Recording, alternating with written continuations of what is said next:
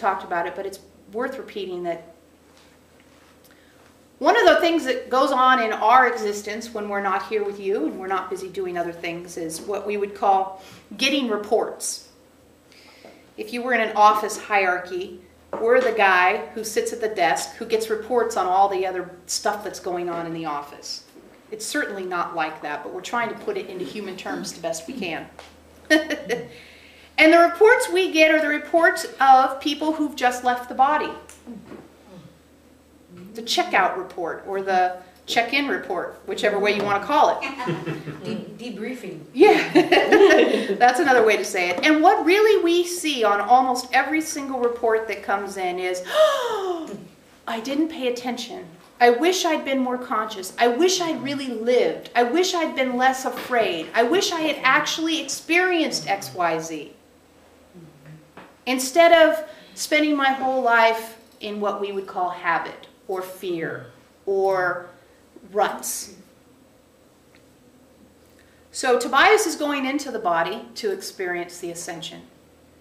Our choice has been to stay in this relationship in order to facilitate you not having that report at the end this time.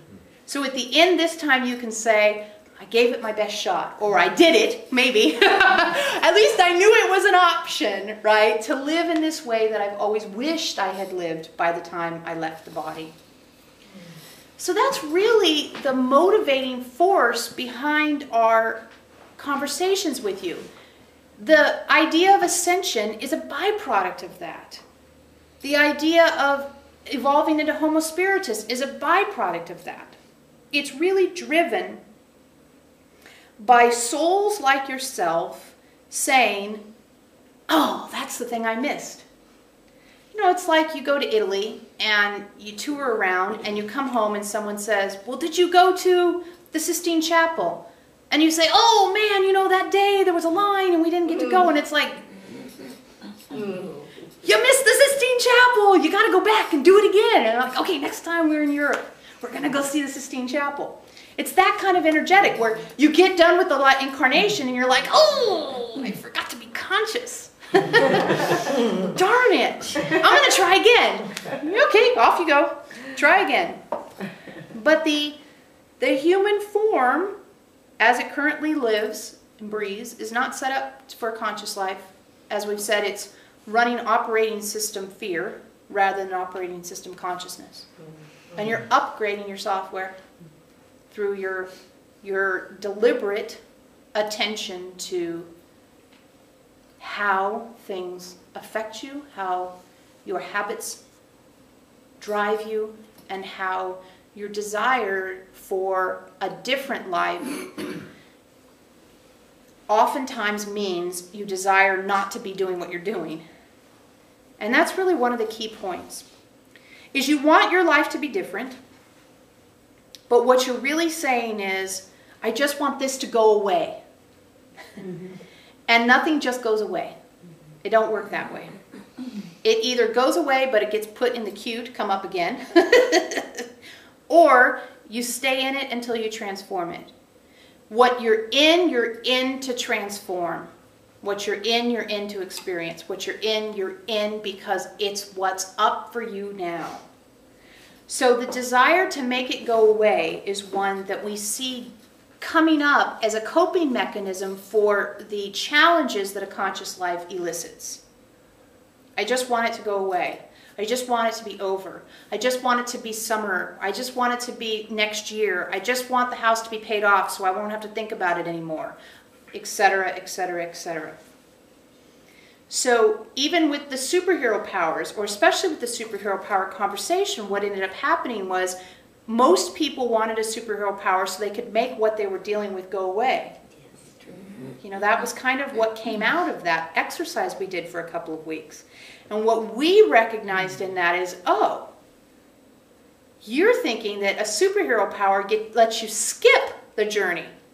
And we're thinking a superhero power makes the journey more interesting. You see. So we had a difference of perspective there. It was very illuminating for us.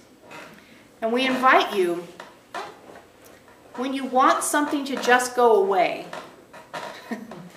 You want it just to be over.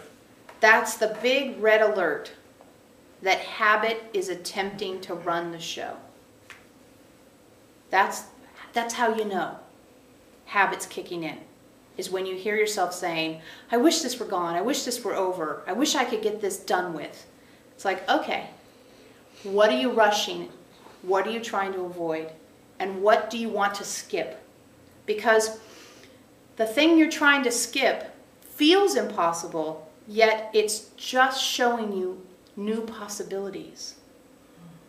It's seeing it from a new perspective, is what we've been talking about with the crayons.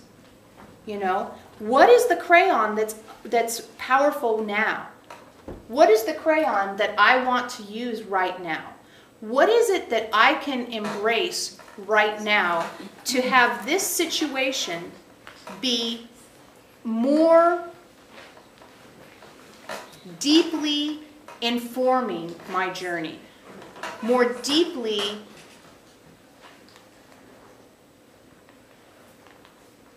offering me clarity about this moment? So the Color Crayons tool is something we don't want you to lose sight of, because simply asking yourself in the moment, what crayon is best for now? Best meaning for my highest growth, not best to make this go away. Right? What crayon helps me grow in this moment? What crayon helps this moment teach me all it has to teach me? And those crayons, remember, you don't know what they look like.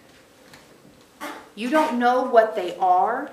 You don't know what you're capable of. You don't know what, as a Homo Spiritus being, what is actually available to you. So when you say, what crayons can I use here? Don't start thinking. This isn't then I can think about what I can do. Because remember, if thinking could get it done, it would have got it done long ago, because you certainly have thought enough. It's, what else am I not seeing here? This is going to be your main tool to process through this time you're in. What else is here for me? What else can I do? What other crayon is available? And you're not asking your brain, you're asking your soul. And so what you receive can sometimes be brand new. Sometimes it can be a reminder of something that's worked in the past. If you don't get anything, this is an answer to a question that's on the internet right now. If you don't get anything immediately, don't panic. You're developing a dialogue. It doesn't necessarily have to be immediate gratification. What you're saying is, in this moment, I'm going to open up to something new, and I'm willing to let that something new come to me. I'm not, give it to me now. Or I'm not going to believe it's possible. That's not the point of this. You're evolving your perspective about a new paradigm. So allow the new perspective to sink in. If it were radically different immediately, you'd reject it because it's too much change anyway. You're not very adaptable to immediate change. Because if you were, you wouldn't go into shock. Right? You wouldn't go into shock if you were really adaptable to immediate change. It's not how you're built. You're built for consistency. You're built for keep it the same. You're built for this is working, let's keep this working. Radical change is very challenging for the human form to adapt to. And